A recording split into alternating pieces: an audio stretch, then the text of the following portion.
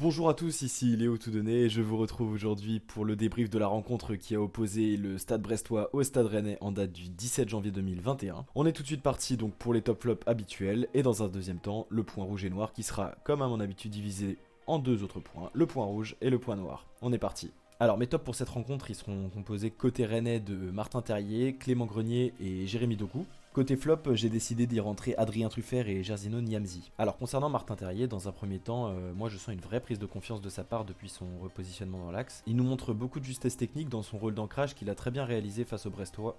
Il y a une grosse activité à souligner avec beaucoup de disponibilité dans les phases offensives, dans l'axe, mais aussi sur les côtés. Il a cette faculté de varier son jeu qui est très intéressante. Tantôt il vient chercher dans les pieds, tantôt il propose dans la profondeur. Il y a beaucoup de satisfaction donc dans sa bonne prestation qui est saluée par une passe décisive pour Bourigeaud à la 7ème minute. Et c'est une action sur laquelle Terrier il nous a montré, je trouve, un très bon QI football de A à Z avec une profondeur en diagonale qui est très bien exploitée suite à un excellent ballon de Doku. Puis il y a une vraie patience dans la surface pour attendre l'arrivée de Bourigeaud qui va pouvoir conclure au deuxième poteau. Donc en définitive, c'est un très bon match de la part de Terrier qui confirme sa bonne prestation face à l'OL. Clément Grenier, quant à lui, il a réalisé à nouveau, à mon sens, une belle performance dans le cœur du jeu. J'ai l'impression, et c'est ce que je remarque sur cette prestation-là, comme sur celle face à Lyon, qu'il récupère un petit peu le rôle offensif de Kamavinga, qui dispose maintenant d'un vrai relais en la personne de Grenier, au centre du jeu. Et du coup, Kamavinga, je le sens moins sous pression pour tenter d'éventuelles percées offensives et ce qu'on attendait un petit peu plus de lui. Il semble un peu plus dans un rôle de construction. Clément Grenier, lui, il est maintenant dans un rôle d'organisateur du jeu, d'un vrai organisateur du jeu, et je trouve qu'il le fait vraiment bien. Il a certes du déchet par moment, mais il cherche constamment à jouer en première intention. Il trouve de nombreux beaux décalages sur les ailes, ce qui est également un signe de l'apport offensif de nos latéraux. Et il a aussi cette faculté à combiner facilement dans les petits espaces, et ce qui, moi, me plaît énormément. Donc, à mon sens, c'est à nouveau une belle prestation de Grenier qui est récompensée par le penalty qu'il a transformé à la 76e minute.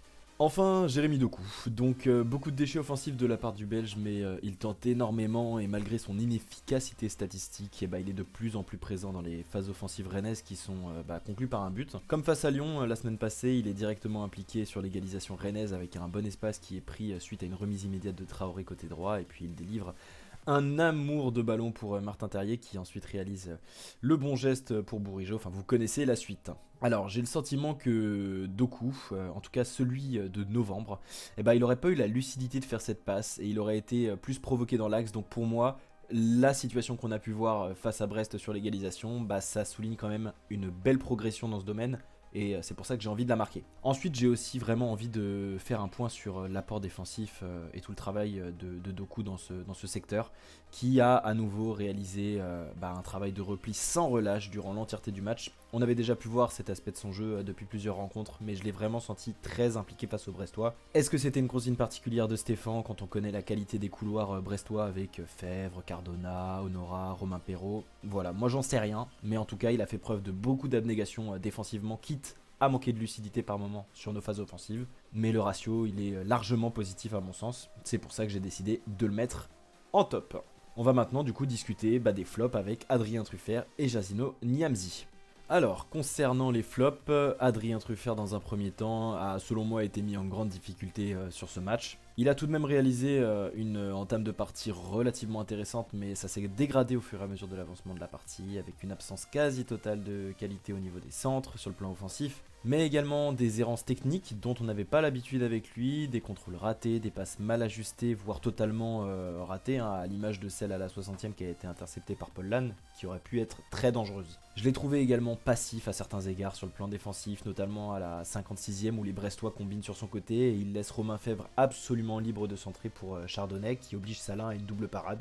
Et enfin, il a été pris à de nombreuses reprises dans son dos, beaucoup de mal à gérer la profondeur face à la rapidité des ailiers brestois. A noter d'ailleurs qu'il s'en sort extrêmement bien sur son intervention, plus que litigieuse sur Mounier juste avant la mi-temps, qui, selon moi, vaut penalty, après revisionnage. Quant à Jerzino Niamzi, alors il n'a pas réalisé une mauvaise prestation, mais à mon sens, elle reste tout de même très moyenne. Il a littéralement été mystifié par Mounier dans le domaine aérien, qui d'ailleurs aurait pu à plusieurs reprises égaliser en toute fin de rencontre, 3-4 occasions en l'espace de 10 minutes, situation sur lesquelles Niamzi, il était selon moi totalement attentiste. Sur le reste, il a touché beaucoup de ballons, il en a perdu peu, mais ça se traduit surtout par de nombreux échanges entre lui et Aguerd ou bien avec Amari Traoré.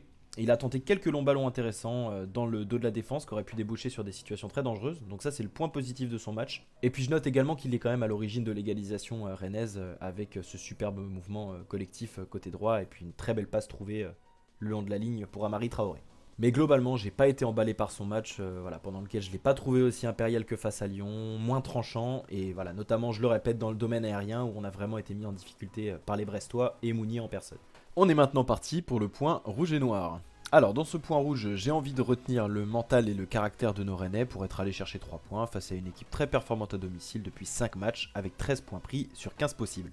Première fois de la saison que Julien Stéphan aligne 2 fois de suite la même composition et le choix est très intéressant quand on regarde la copie rendue face aux Lyonnais la semaine passée. On pouvait s'attendre à un début de match étourdissant et puis on peut dire qu'on a été servi. Les Brestois ont comme à leur habitude cherché à mettre beaucoup d'intensité et de verticalité dès les premières minutes et ça a été payant avec ce travail sur notre côté droit avec un très bon travail de Romain Perrault qui pourra trouver Franck Honora dans l'axe et qui conclura en 2 temps face à Romain Salin. En regardant le ralenti, on peut d'ailleurs se demander qui de Nzonzi ou Bourigeaud a sa part de responsabilité sur cette absence de marquage sur Honora. Personnellement, je pense que c'est Nzonzi qui, à mon sens, doit bien plus couvrir le cœur de la surface, étant donné qu'il n'y a aucun danger qui est à couper directement devant lui. Derrière, les Rouges et Noirs, ils n'ont pas mis longtemps à revenir dans le match, et j'ai vraiment envie de saluer cette réaction rapide, car on aurait pu voir des joueurs abattus d'être menés si tôt, mais il en a rien été. Au contraire, le ballon, il est très vite retombé dans nos pieds, la maîtrise était clairement rennaise. L'égalisation est intervenue après un super mouvement collectif, puis s'en est suivi une première période assez particulière par la suite. Et j'en retiens une statistique assez intéressante. En effet, au bout de 20 minutes de jeu, Brest avait réalisé 3 passes dans nos 35 derniers mètres, tandis que nous on en était déjà à 19.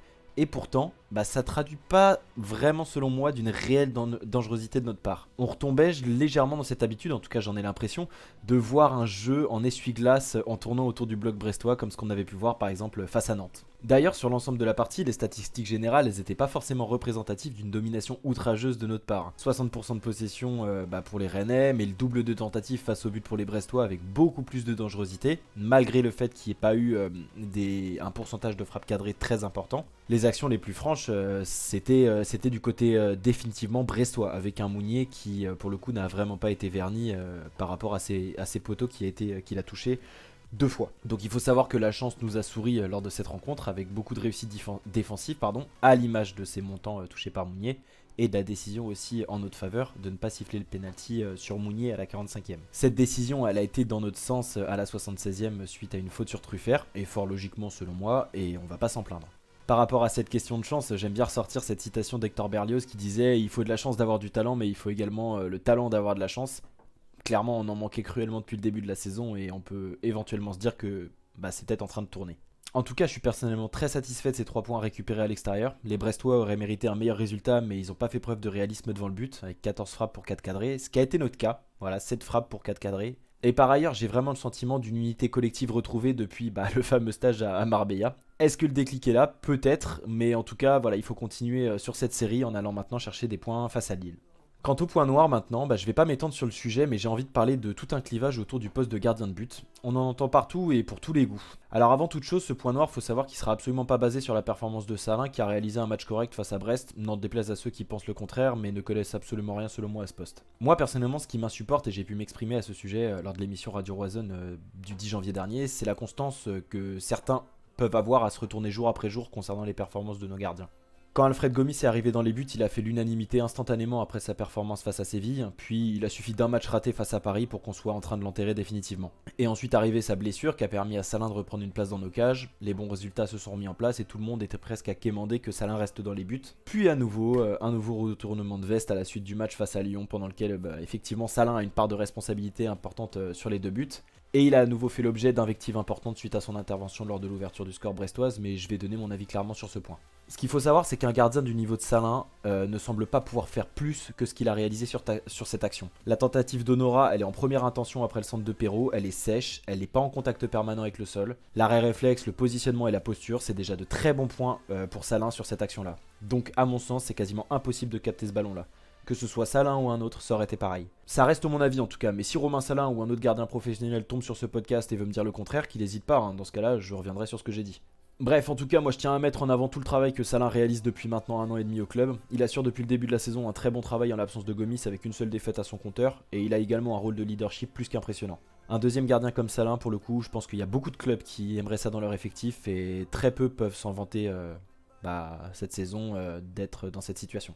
Voilà, donc du coup, après ce point noir utilisé pour faire un petit coup de gueule, je vous informe que ce nouveau débrief est terminé. Et je vous remercie pour votre écoute si vous êtes arrivé au bout avec moi. Donc n'hésitez pas à me faire vos retours sur le contenu et à venir me rejoindre sur Twitter si vous me découvrez pour la première fois par YouTube. Vous trouverez le lien de mon Twitter dans la description. Et venez également me partager vos avis si ça vous intéresse sur le contenu écrit sur ce match-là et sur les performances individuelles que j'ai réalisées également sur Twitter. Ce sera également en tweet épinglé sur ma TL. Et puis voilà, en attendant de vous lire, écoutez, je vous souhaite une excellente journée, une excellente soirée. Je m'adapte à vous et puis je vous dis à la prochaine pour un nouveau débrief. A bientôt, ciao.